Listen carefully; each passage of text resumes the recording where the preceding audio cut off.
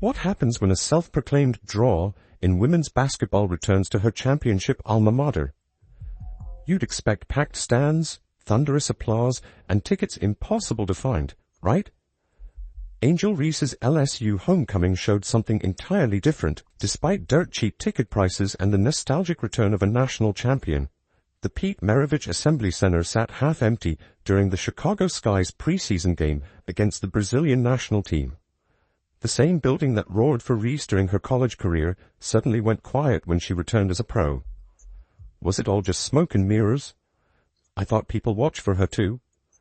And what did Angel Reese's mom and her new coach Tyler Marsh have to say in all of this? If you ride with Clark, comment CC is the GOAT down below. What happens when a national champion returns home? For most stars, it's a celebration complete with fanfare, packed stands, and enough energy to power a small city. For Angel Reese, it was something else entirely. Remember when Angel Reese boldly claimed she was the reason people watch women's basketball alongside Caitlin Clark? Those words echoed through sports media for weeks. Reese positioned herself as an equal draw, suggesting fans tune in just as much for her as they do for Clark. It was a big claim that set expectations high for her return to LSU. The Chicago Sky scheduled a preseason matchup against the Brazilian national team at Reese's alma mater. The perfect homecoming story. This should have been a slam dunk for attendance, a national champion returning to the place where she made history. Yet the actual turnout told a different story. The Pete Maravich Assembly Center holds over 13,000 fans when filled to capacity. During Reese's college days, those seats were regularly packed with purple and gold. But for her professional return, merely 6,000 people showed up. That's less than half the arena's capacity, leaving entire sections visibly empty. What makes this even more surprising were the ticket prices. Fans could get in the door for as little as $11 on some resale sites. $11. That's cheaper than most movie tickets these days. Even with such accessible pricing, thousands of seats remained unfilled. There was over 6,800 seats still available, and some people were saying, by the way, that literally there were some $15 tickets out there. Social media quickly noticed the attendance issue. "Yo, it's empty in there," one user posted. Another pointed out, Angel Reese fans couldn't even sell out LSU's arena for her return, and tickets were dirt cheap. The cameras couldn't hide the truth as they panned across sections of vacant seats during the broadcast. This attendance failure raises serious questions about Reese's marketability. She secured major endorsement deals and positioned herself as a basketball icon, yet couldn't fill her home arena at bargain prices. The gap between her perceived draw and the actual numbers is impossible to ignore. The empty seats directly contradict Reese's claim about being a major reason fans watch women's basketball. If that were true, wouldn't her homecoming be the hottest ticket in Baton Rouge?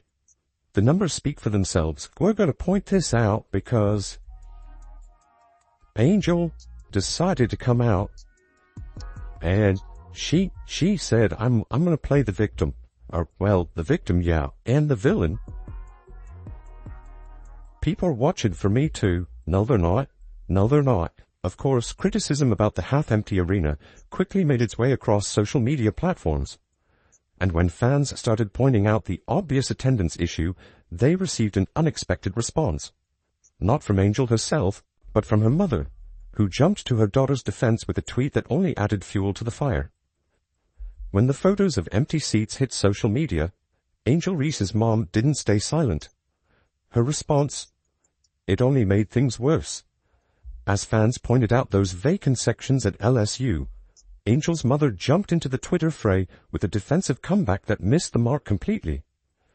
Rather than addressing the disappointing turnout, she chose to shift the focus elsewhere. Her exact tweet read, "That certain fan base looking in the stands celebrating attendance while others are looking up in the rafters celebrating championship banners. We ain't the same. Different year, same haters. Have a great day." This wasn't subtle. Everyone knew exactly which certain fan base she was talking about. The pointed reference to Caitlin Clark supporters came across as both defensive and dismissive.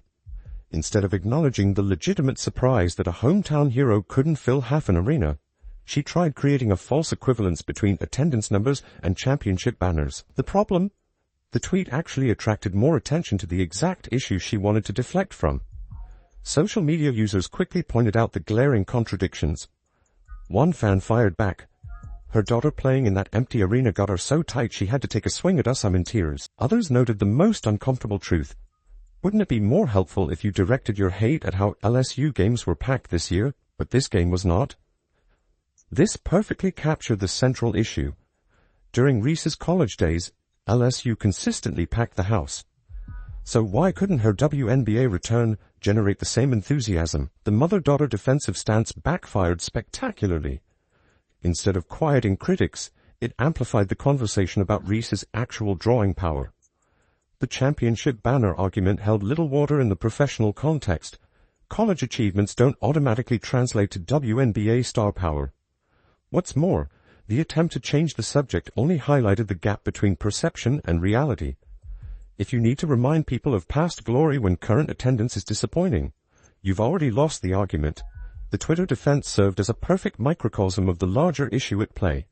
For all the talk about being a major draw in women's basketball, the empty seats told a different story.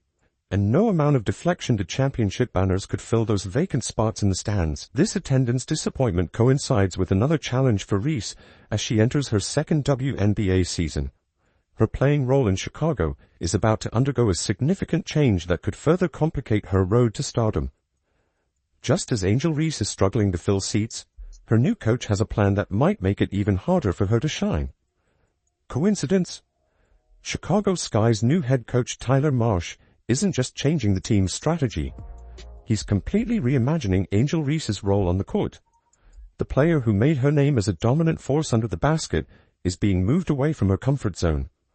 Marsh wants to transform Reese into a stretch four player, taking her away from the paint and pushing her toward the perimeter. This isn't a minor adjustment. It's a fundamental change to her entire game.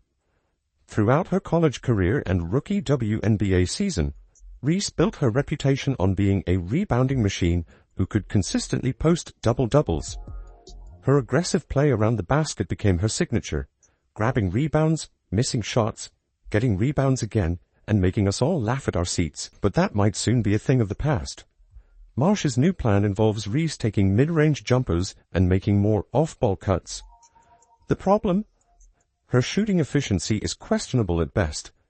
Last season, Reese shot a dismal 39.1% from within 5 feet of the rim, the worst percentage in the entire WNBA among players with significant minutes.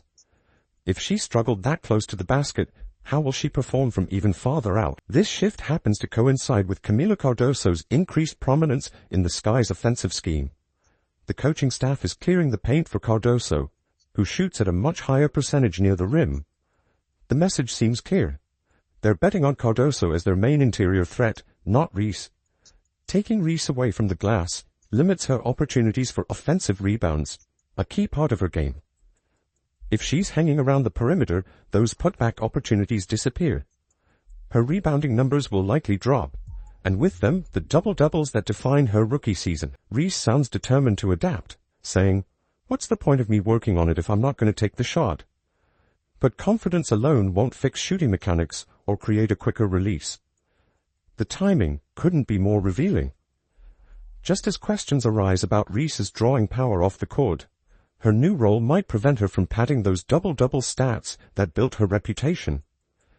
While Reese faces these challenges in Chicago, another rookie from her draft class is experiencing a completely different trajectory, both on and off the court. Caitlin Clark isn't just filling arenas, she's forcing teams to find bigger venues. While Angel Reese returned to half-empty stands, Caitlin Clark can't seem to find an arena big enough to hold her fans. The contrast between these two stars couldn't be more obvious than when examining their homecoming experiences. While Reese struggled to fill half of LSU's arena despite $11 tickets, Clark's return to Carver Hawkeye Arena with the Indiana Fever was a completely different story. This wasn't some isolated incident either. Every game Clark plays becomes an instant hot ticket. Average ticket prices were above $400, making it the highest average ticket prices in any professional game, male or female. And this is just an exhibition match. People aren't just willing to see Clark play. They're willing to pay premium prices for the privilege. The TV networks have noticed too. Clark's games consistently draw record viewership numbers.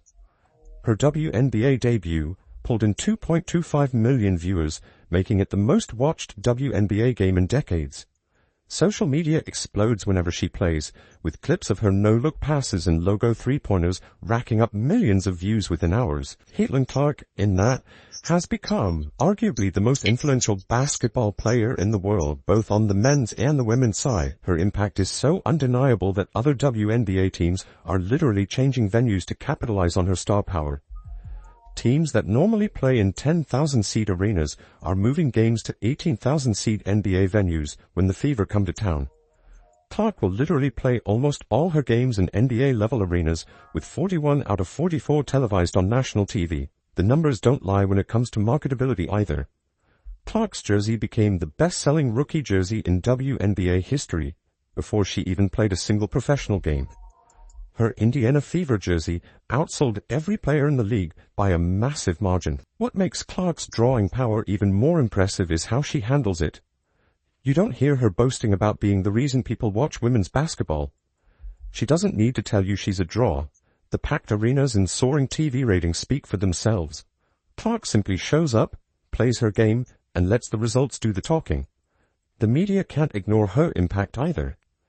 Even outlets that traditionally gave minimal coverage to women's basketball now feature Clark prominently.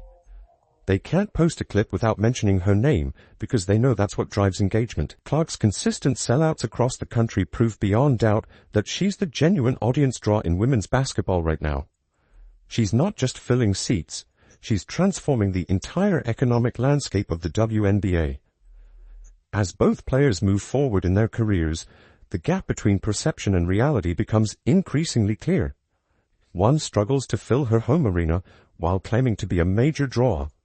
The other sells out every venue without saying a word about it. The numbers tell the real story here.